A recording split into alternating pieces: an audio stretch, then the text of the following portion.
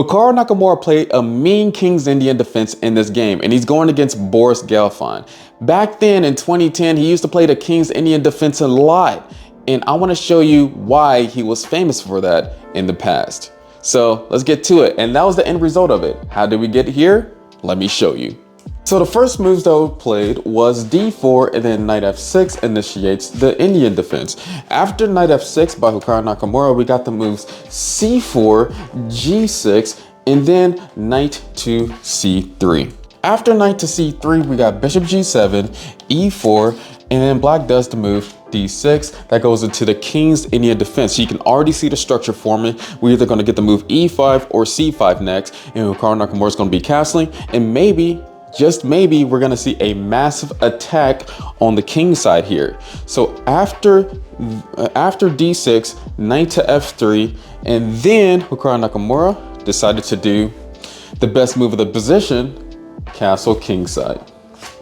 You're supposed to castle as soon as possible. Don't forget that. After castling, we got the moves bishop to e2, e5, strike in the center, king side castle, and then the move knight to c6, threatening that d4 pawn. So it's either forcing d captures on e5, that goes into a whole nother variation, or the move d5. What do y'all think is played here?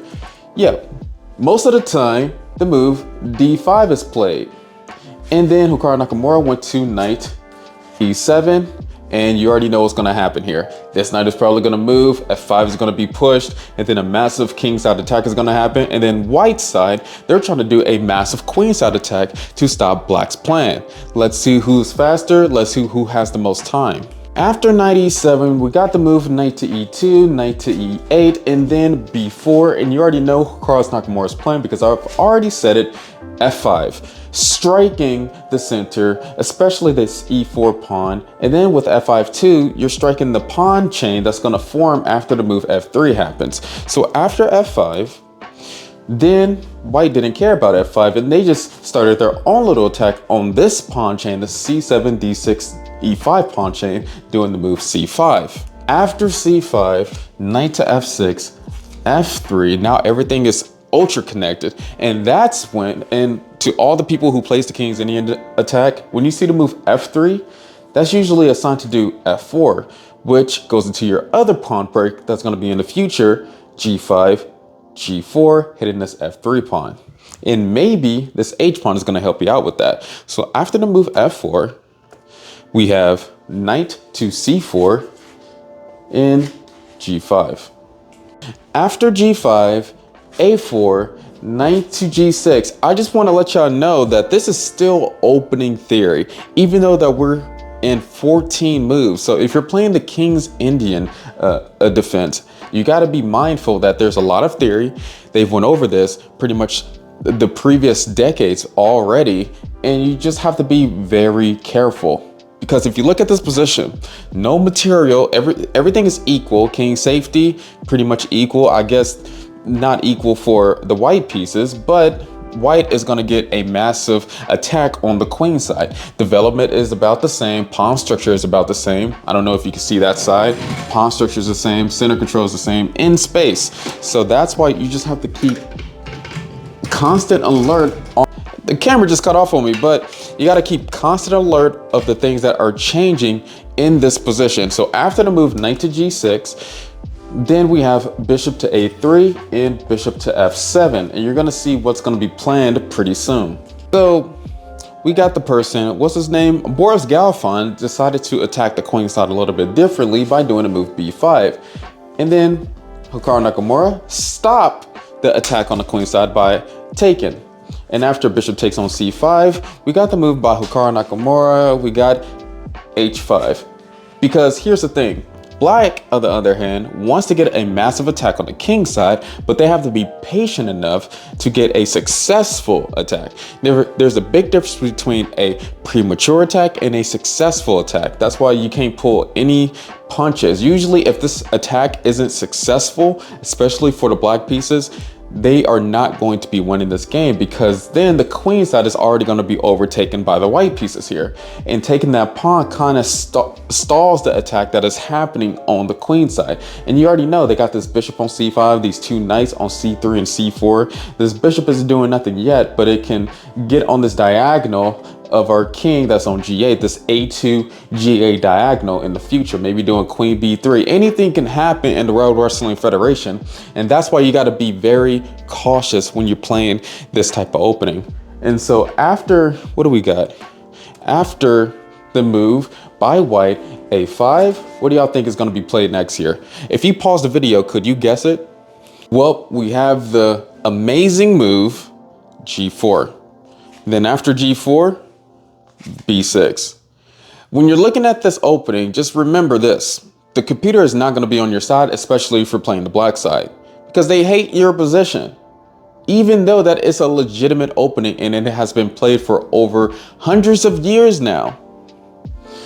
And yes, I know it might seem scary, especially after the move b6, attacking the a7 to c7 pawn, but you know, Hikaru Nakamura did not care about that queen side at all, and that's why he still decided to do the move g3 to form an attack. And if h3 goes up, then maybe in the future, just maybe, there's going to be a sacrifice on that h3 square with that bishop on c8. And you already see all the pieces forming, and you have to make sure you see all the sacrifices, all the what? Actually, let me get my board right quick. All the forcing moves. You got to see all the forcing moves, which is checks, captures, and threats, especially when you're doing attack. And that's why, you know, you should be looking over my checkmate playlist, so that if a combination does happen, if your opponent does make a mistake, you can get that checkmate in like 2 or 3 moves already. And you're like, oh snap, I learned that from H1. That's the smothered mate, or that's the, I don't know what other mates there are. I don't remember the names, but you should at least know the patterns if you're trying to get better at the game of chess. Instead of doing the move h3, because, you know, white, I'm pretty sure they both have a lot of knowledge in this opening, he did the move king h1.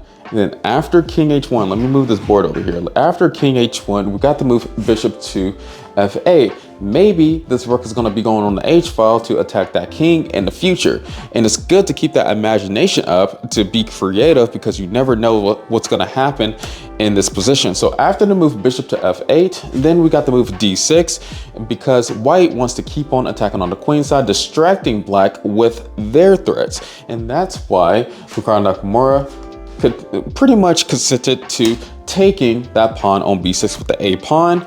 And after that capture, we have the move bishop to g1, protecting the h2 pawn, and maybe getting that bishop out the way from being vulnerable in that queenside position.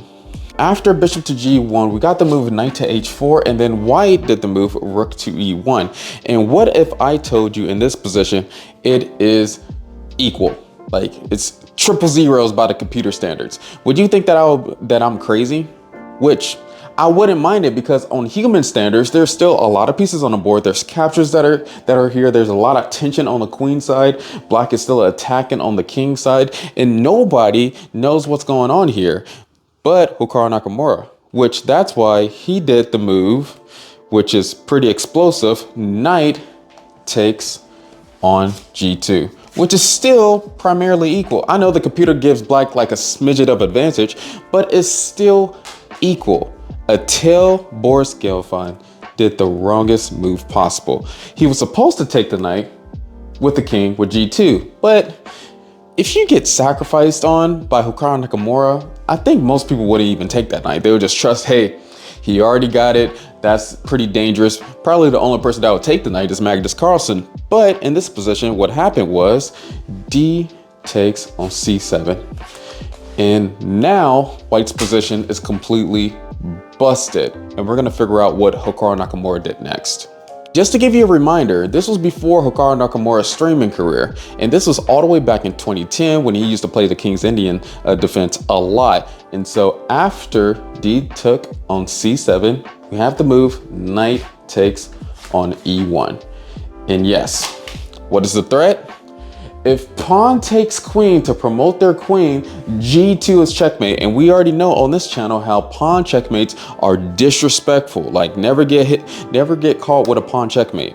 And that's why Boris Gelfand had to take the knight on e1 to avoid that checkmate with the pawn. And after capturing that knight, we still have in this position g2 to keep the initiative going. And after g2, only move king takes on g2. That has to happen here. And then Hikaru Nakamura started off the attack with the move rook to g7, attacking the king. What is the follow-up? You might be asking me.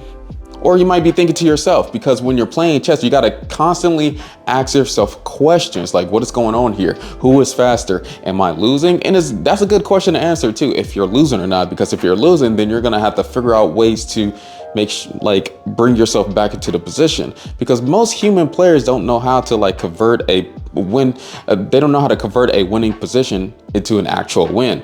Most players, if you're facing elite grandmasters, of course they're going to convert any winning position into a win, but I don't think most players under 2000 know how to do that very efficiently. So the next move was king h1, and then after king h1, bishop h3, again threatening checkmate on the g2 square with the bishop. So after king h1, bishop f1, then we have the weirdest move ever in this position, queen to d3.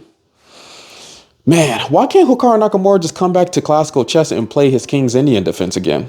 So after queen to d3, what happens if bishop takes on d3? Well, you already know, bishop g2. But what happens if bishop takes on h3?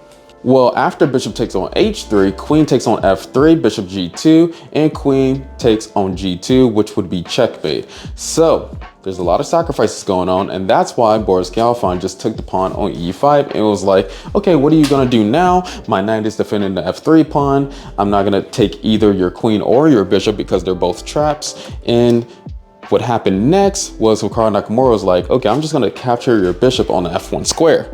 After bishop takes on f1, queen takes on f1, which was a small removal of the defender type of tactic, because queen can take on c3 with no consequences.